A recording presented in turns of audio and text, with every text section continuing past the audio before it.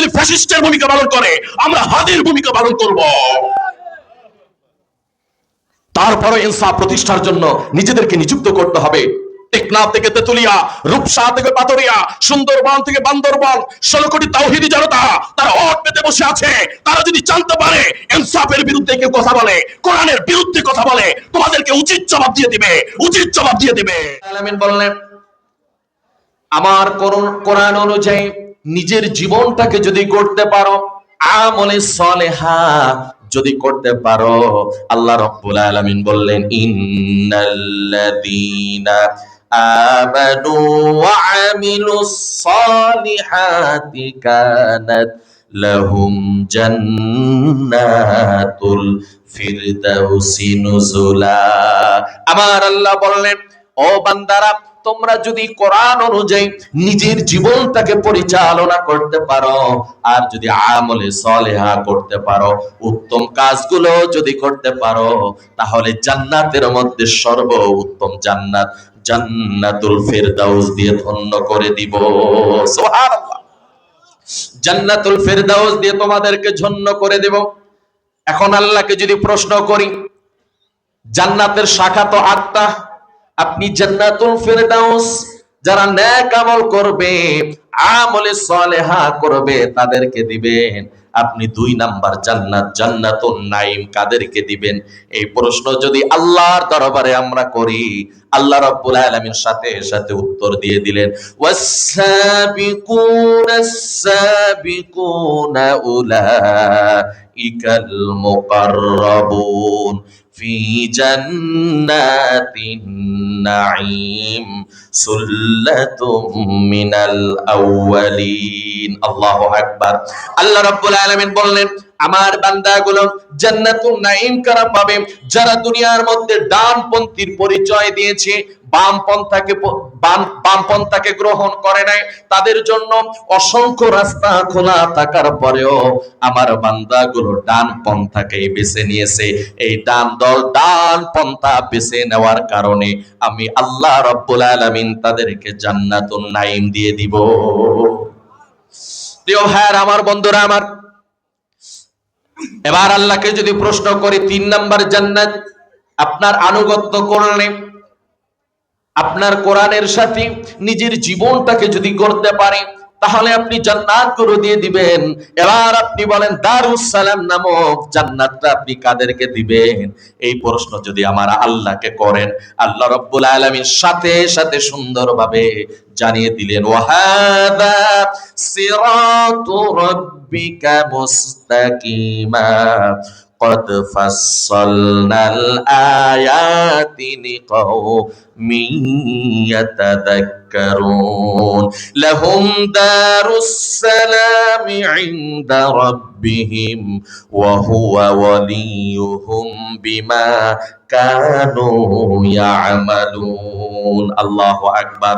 আল্লাহ রাব্বুল আলামিন বললেন, আমি আমার দারুস সালাম নামক ওই বান্দাদের জন্য আমি বরাদ্দ রেখে দিয়েছি। আমার যেই বান্দাগুলো ইহদিনাস সিরাতাল মুস্তাকিম, সঠিক সহজ সরল রাস্তায় নিজেদের জীবনটাকে পরিচালনা করেছে। সুবহানাল্লাহ। ইহদিনাস সিরাতাল মুস্তাকিম পথে নিজের জীবনটাকে পরিচালনা করেছে, তাদের জন্য অসংখ্য খারাপ রাস্তা ছিল, তাদের জন্য জাহান্নামের রাস্তাও ছিল। ফারিকুন ফিল জান্নাতি ওয়া ফারিকুন ফিস সাঈর। আমার বান্দাদের জন্য জাহান্নামের রাস্তাও ছিল, জান্নাতের রাস্তাও ছিল।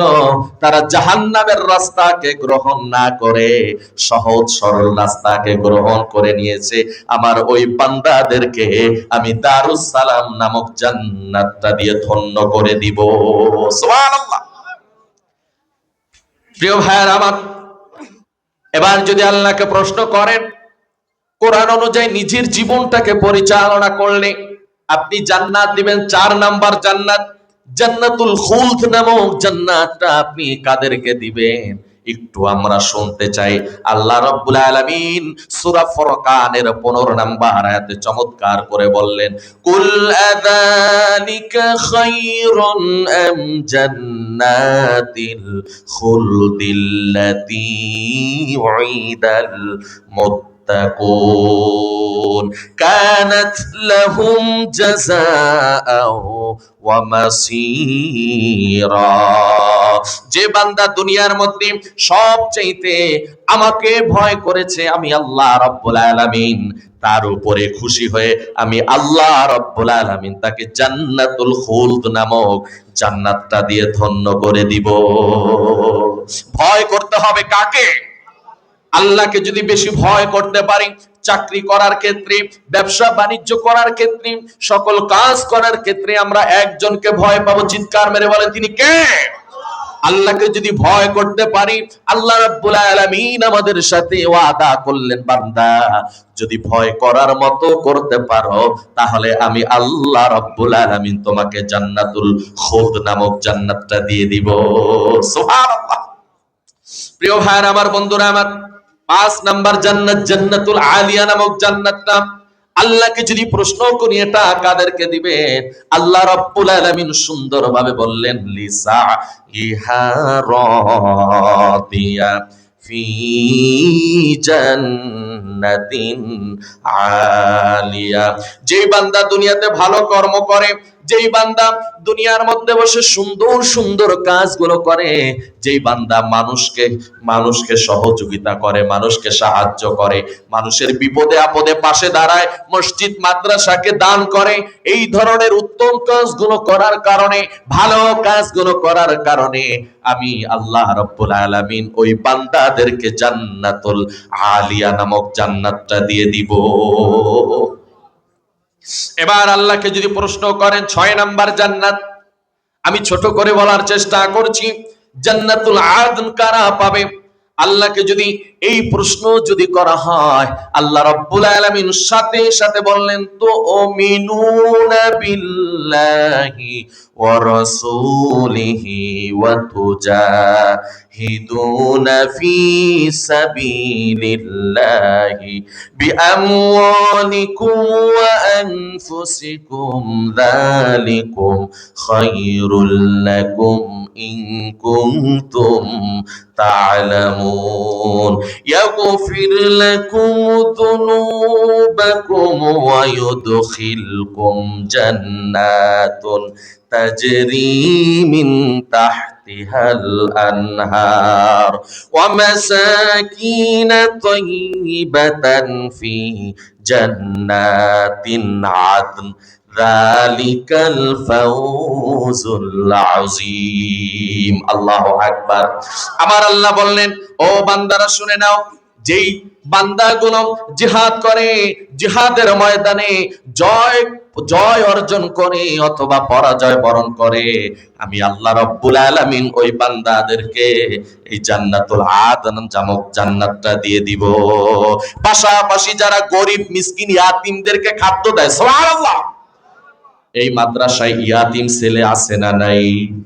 কথা কয় না, আছে না? প্রিয় ভাইরা, আল্লাহ উল্লেখ করলেন 2টা বিষয়। যারা জিহাদের ময়দানে চলে যায়, কোরআন প্রতিষ্ঠার আন্দোলনে ইকামতে দ্বীনের সাথে নিজের জীবনটাকে দিয়ে দেয়, তারা যদি জয় হয় অথবা পরাজয় হয়, তারপরেও আমি আল্লাহ রাব্বুল আলামিন আমার ওই বান্দার উপরে খুশি হয়ে এই জান্নাতটা দিয়ে দিব। আর যারা ইয়াতিম মিসকিনদেরকে খাদ্য দেয়, মাদ্রাসায় ইয়াতিমখানা রয়েছে, ইয়াতিমদেরকে দেয়, ইয়াতিমদের খাদ্যের জন্য মাসে বছরে টাকা দেয়, চাল কিনে দেয়, ডাল কিনে দেয়, তেল কিনে দেয়, আমি আল্লাহ রাব্বুল আলামিন আমার ওই মাহবুব বান্দাদেরকে জান্নাতটা দিয়ে দিব। সুবহানাল্লাহ। আমি কি কথাগুলো বানিয়ে বলছি? প্রিয় ভাইরা আমার, বন্ধুরা আমার, জান্নাতুল মাওয়া নামক জান্নাতটা 7 নাম্বার জান্নাত। এই জান্নাতটা কারা পাবে? আল্লাহকে যদি আপনি প্রশ্ন করেন, আল্লাহ রাব্বুল আলামিন চমৎকার করে জানিয়ে দিলেন, ওয়ালাকাদ রাআহু নাজলাতান উখরা ইনদা সিদরাতাল মুনতাহা ইনদাহা জান্নাতুল মাওয়া।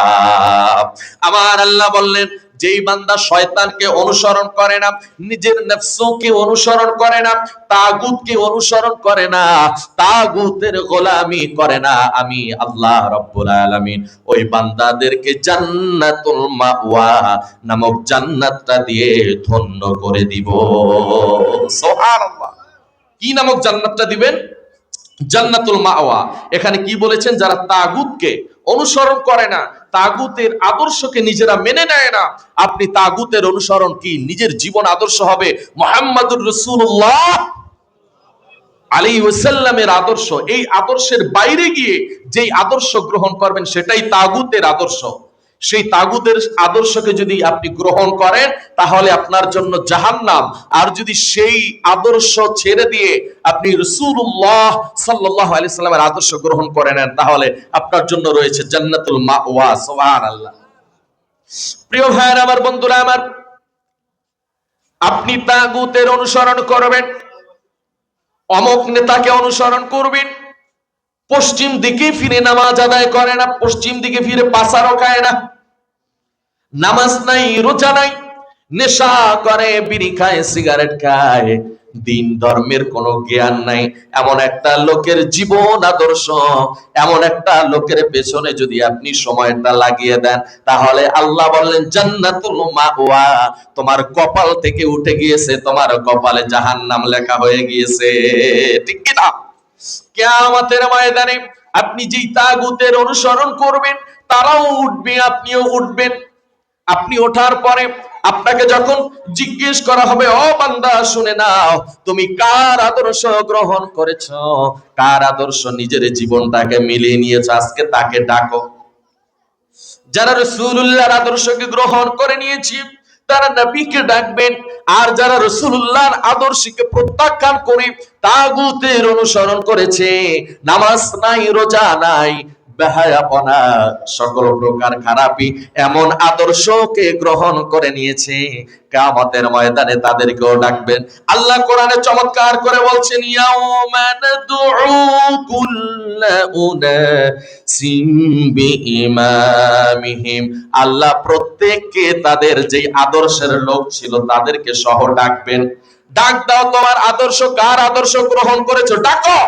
ডাক দেওয়া হবে। আল্লাহ বললেন ইন্না কুন্না লাকুম তাবা, যার আদর্শ যারা গ্রহণ করেছে, কেউ তার হাত ধরবে, কেউ তার পা ধরবে, কেউ তার গলা ধরবে, যে যেখানে পারবে ধরবে। আপনার আদর্শ গ্রহণ করেছিলাম, আল্লাহ ডাক দিয়েছি, এখন আপনি আমাদের সাথে চলুন, আমাদের ব্যাপারে বলবেন। আল্লাহ রাব্বুল আলামিন বললেন ক্বালু লাউ হাদানাল্লাহু লাহাদাইনাকুম,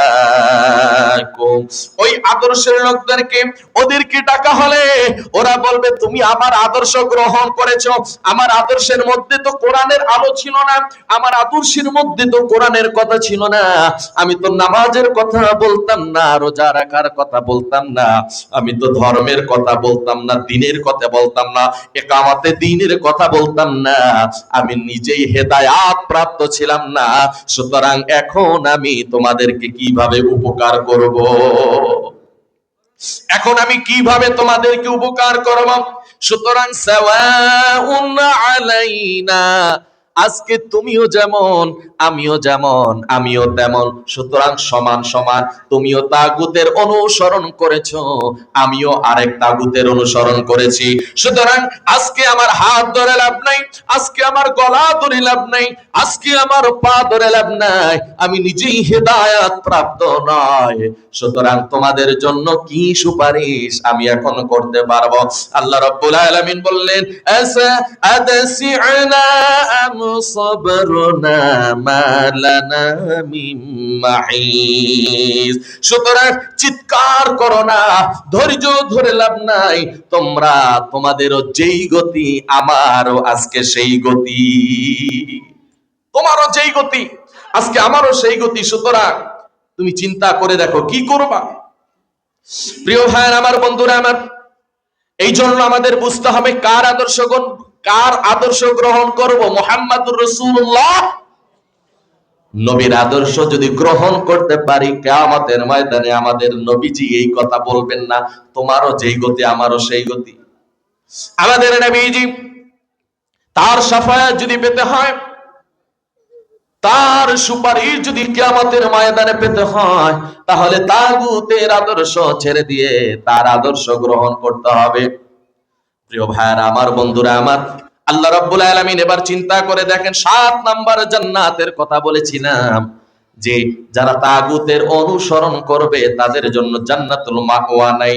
আর যারা তাগুতের অনুসরণ ছেড়ে দিয়ে যারা আমার আদর্শকে গ্রহণ করে নিবে, আমি আল্লাহ আমার ওই মাহবুব বান্দাদেরকে জান্নাতুল মাওয়া দিয়ে দিব। সুবহানাল্লাহ। এবার আসেন সর্বশেষ 8 নাম্বার জান্নাত, দারুল কারার নামক জান্নাতটা কারা পাবে? আল্লাহকে যদি প্রশ্ন করি, রব্বে কাবা আমাদেরকে চমৎকার করে বলতেছেন, ইয়া কওমি ইন্নামা হাযিহিল হায়াতাদ দুনিয়া মাতাউ ওয়া ইন্নাল আখিরাতা হিয়া দারুল কারার। হে আমার সম্প্রদায়, জীবনের ভোগ বিলাসিতা যারা দূর করতে পারবে, নিজেদের লোভ লালসা দূর করে ভোগ বিলাসিতা দূর করে যারা আমি আল্লাহর জন্য নিজের জীবনটাকে সুপর্দ করে দিতে পারবে, আমি আল্লাহ রাব্বুল আলামিন তাদেরকে দারুল কারার নামক জান্নাতটা দিয়ে দিব। সুবহানাল্লাহ। আর আস্তে কন্যা কি বলছেন? ভোগ বিলাসিতা ছাড়তে হবে, খুবই স্বাভাবিক জীবন যাপন করতে হবে। এই জান্নাত পাওয়ার জন্য সাহাবায়ে কেরামরা, ধনির দুলালি সাহাবীরা সকল দুলালি ছেড়ে দিয়ে নিজেদেরকে আল্লাহ নবীর কাছে সঁপে দিয়েছিলেন। প্রিয় ভাইয়েরা আমার, বন্ধুরা আমার, এই লাস্টের কথাটা ধরেই আপনাদেরকে একটা কথা বলতে চাই। আল্লাহ রাব্বুল আলামিন বলেছেন, যারা নিজেদের লাক্সারিয়াস লাইফ সেট করতে পারবে না, এই লাইফটা যারা ছাড়তে পারবে না, তাদের জন্য দারুল কারার নাই। আর যারা আমি আল্লাহর জন্য, কোরআনের জন্য ধনীগিরি ছাড়তে পারবে, বিলাসিতা ছাড়তে পারবে, অহংকার ছাড়তে পারবে, আমি আল্লাহ ওই বান্দার উপরে রাজি এবং খুশি হয়ে দারুল কারার জান্নাতটা দিয়ে দিব। সাহাবায়ে কেরামদেরকে আমাদের শিক্ষা নিতে হবে। ধনির দুলালি আব্দুল উজ্জা এমন একজন সাহাবী ছিল, ইসলাম গ্রহণ করার পূর্বে তার ধন সম্পদের কোনো অভাব ছিল না। ছোটবেলা বাবা মারা যায়। প্রিয় ভাইরা আমার, বন্ধুরা আমার, আব্দুল উজ্জা আল্লাহর নবীর প্রেমে মাতোয়ারা হয়ে গিয়েছেন, আল্লাহর নবীর কাছে যায় আসে। এখন ইসলাম গ্রহণ করে নাই, শুধুমাত্র যায় আসে। তার চাচা ডাক দিয়ে বলল, আরে আব্দুল উজ্জা, তুমি নাকি মুহাম্মাদের কাছে যাও, তুমি কেন যাও? তার প্রেমে কি তুমি পড়ে গিয়েছো নাকি? তুমি যদি এই ইসলাম গ্রহণ করে নাও, তুমি যদি মুহাম্মাদের কাছে আবার যাও, তোমার সকল সম্পদ বাজেয়াপ্ত হয়ে যাবে, তোমাকে কিছুই আমি দিব না, তোমার পরনের পোশাকটা পর্যন্ত আমি তোমার গা থেকে খুলে নিব। আব্দুল লজ্জা তার চাচাকে ডাক দিয়ে বলল, আরে চাচা, আপনি আমার সম্পদ বাজেয়াপ্ত করবেন, আপনি আমার শরীর থেকে পোশাকটা খুলে নিবেন, আমি আপনাকে কিছুই বলবো না, আমি টেনশন করি না।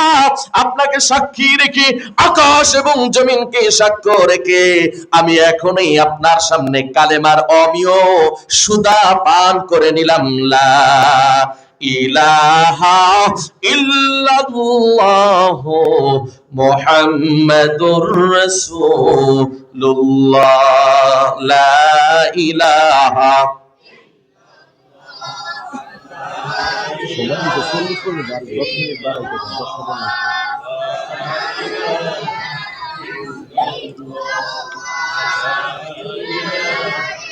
আর 10টা মিনিট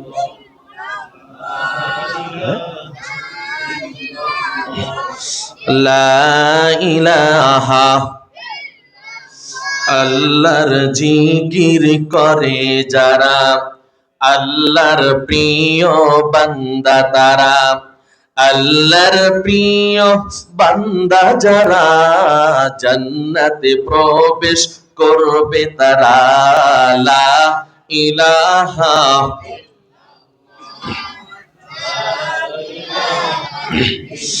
লা ইলাহা ইল্লাল্লাহু মুহাম্মাদুর রাসূলুল্লাহ সাল্লাল্লাহু। আব্দুল উজ্জার কথা বলতেছিলাম। কিসে আব্বাসের মাইকে আছে।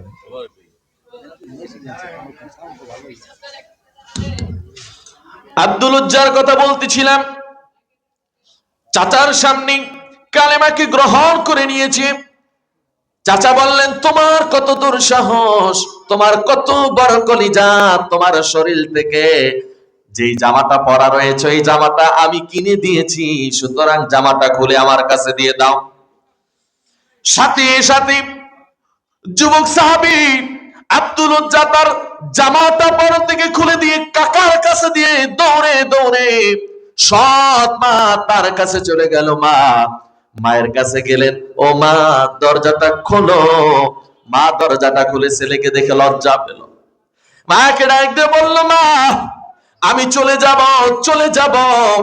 আমি আর জীবনে আসবো না, বাবার সম্পদ দাবি করবো না, তুমি ভক্ষণ করিও, আমার চাচা ভক্ষণ করবি, আমি চলে গেলাম। সুতরাং যাওয়ার সময় আমার লজ্জা স্থানটা ঢাকার জন্য ছোট্ট একটা কাপড় আমাকে দিয়ে দাও, ছোট্ট একটা কাপড় আমাকে দিয়ে দাও। মা ছোট্ট একটা কাপড় দিলাম, কোন রকম লজ্জা স্থান থেকে চলে গেলেন।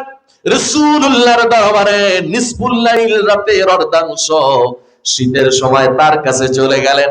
দরজা নক করে না, যদি বেয়াদবি হয়ে যায়, যদি বেয়াদবি হয়ে যায়, এই জন্য দরজা করঘাত করে না। রাতের অর্ধাংশে নিসফুল লাইলে আল্লাহর নবী তাহাজ্জুদের জন্য যখন উঠলেন, দরজাটা খুলে দেখলেন আব্দুল উজ্জা বাইরে বসে বসে শীতে কনকন করতেছে। আব্দুল উজ্জাকে ডাক দিয়ে বললেন, আব্দুল উজ্জা তুমি এত রাতে এখানে কি করো? আব্দুল উজ্জার চোখ দিয়ে দর দর করে পানি বের হয়ে গেল। ইয়া রাসূলুল্লাহ, ইয়া হাবিবাল্লাহ, আপনার কাছে বারবার আসি, আপনার প্রেমে মাতোয়ারা হয়ে গিয়েছি বলে আজকে আমার এই অবস্থা। আমি কালেমা রমিও সুদা পান করেছি বলে আমার চাচা আমাকে বিদায় করে দিয়েছে, পরনের পোশাকটা পর্যন্ত রেখে দিয়েছে, শুধুমাত্র আপনার জীবন আদর্শ গ্রহণ করেছি, তাগুতের গোলামি ছেড়ে দিয়েছি, কোরআনকে নিজের বুকে ধারণ করেছি, যে কারণে আজকে আমার এই অবস্থা। আল্লাহর নবীর চোখ দিয়ে দরদর দরদর করে পানি বের হয়ে গেল। আরে আব্দুল উজ্জা, আজ থেকে তোমার উপরে আমি রাসূলুল্লাহ রাজি হয়ে গেলাম। আজ থেকে তোমার নাম আব্দুল উজ্জা নয়, আমি মুহাম্মাদুর রাসূলুল্লাহ রেখে দিলাম। আজ থেকে তোমার নাম হলো আব্দুল্লাহ, আজ থেকে তোমার নাম হলো আব্দুল্লাহ। এই কথা বলার পরে আব্দুল উজ্জাকে জায়গা দেওয়া হলো, নাম হলো আব্দুল্লাহ।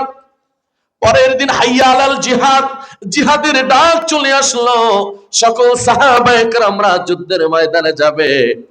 আব্দুল উজ্জার গায়ে জ্বর চলে আসলো, যুদ্ধে যাওয়ার মতো নয়।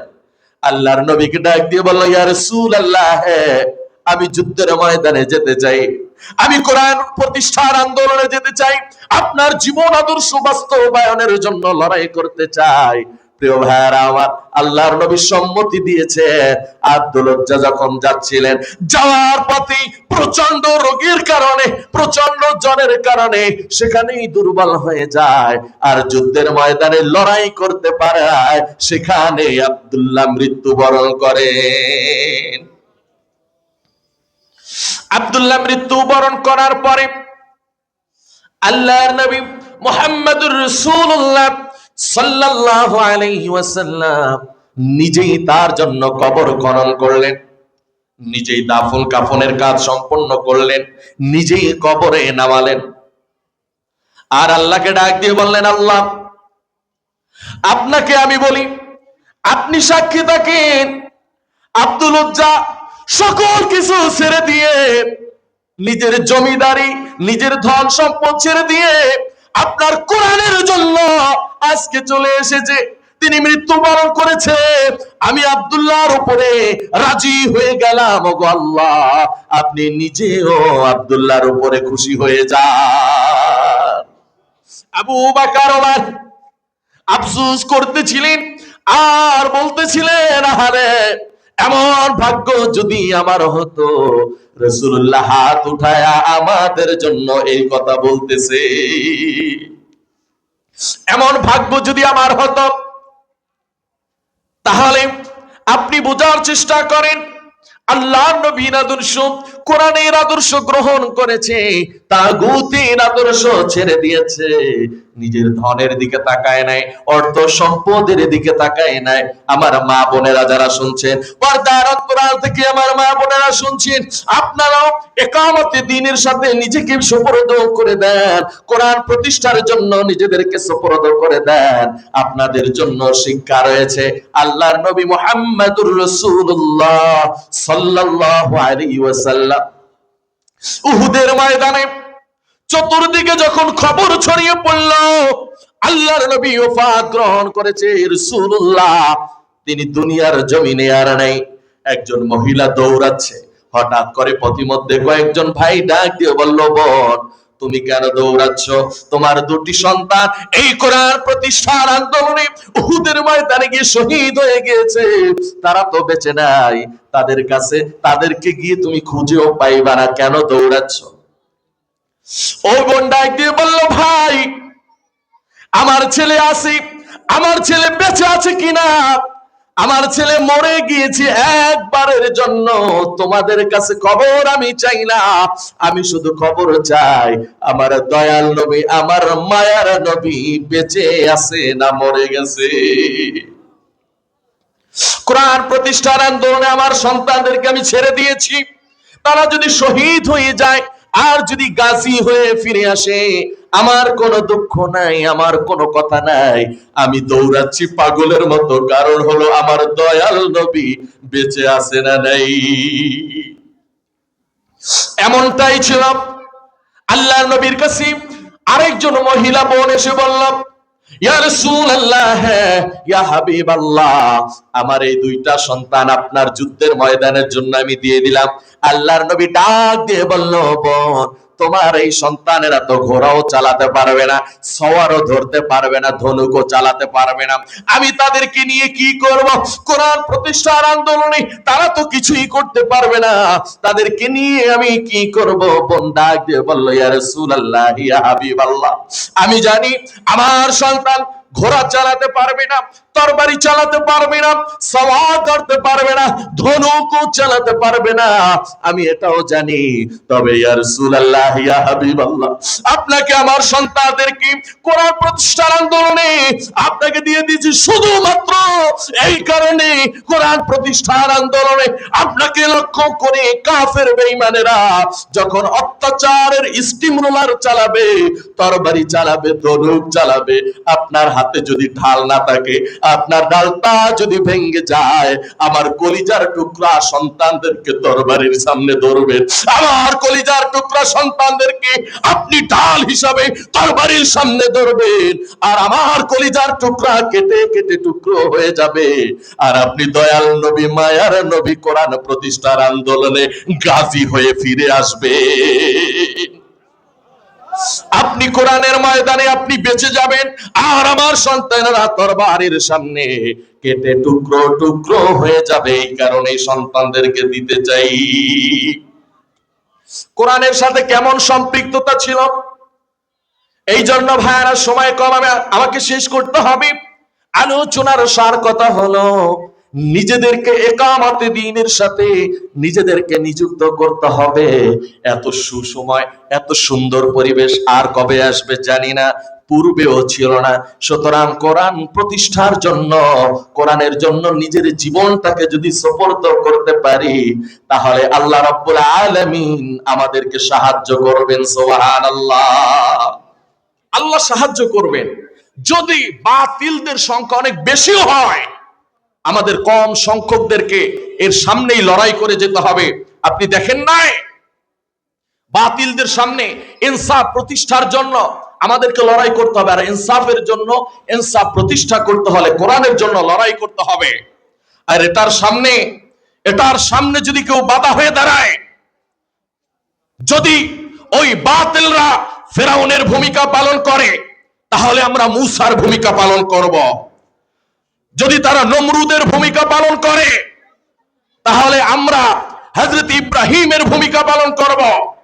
যদি তারা আবু জাহেলের ভূমিকা পালন করে, তাহলে আমরা মুহাম্মদুর রাসূলুল্লাহ সাল্লাল্লাহু আলাইহি সাল্লামের ভূমিকা পালন করব। তারা যদি গৌর গোবিন্দের ভূমিকা পালন করে, তাহলে আমরা শাহজালালের ভূমিকা পালন করব। তারা যদি ফ্যাসিস্টের ভূমিকা পালন করে, আমরা হাদির ভূমিকা পালন করব। তারপরে ইনসাফ প্রতিষ্ঠার জন্য নিজেদেরকে নিযুক্ত করতে হবে। টেকনাফ থেকে তেতুলিয়া, রূপসা থেকে পাথরিয়া, সুন্দরবন থেকে বান্দরবন, 16 কোটি তাওহীদি জনতা তারা ওট পেতে বসে আছে। তারা যদি জানতে পারে ইনসাফের বিরুদ্ধে কেউ কথা বলে, কোরআনের বিরুদ্ধে কথা বলে, তোমাদেরকে উচিত জবাব দিয়ে দিবে, উচিত জবাব দিয়ে দিবে। এই জন্য আমাদেরকে সফলতার চূড়ান্ত মানদণ্ডে নিতে হলে আমাদেরকে কোরআন বুঝতে হবে, কোরআন ধারণ করতে হবে। সাহায্য করবেন কে? আরো জোরে বলেন না কে?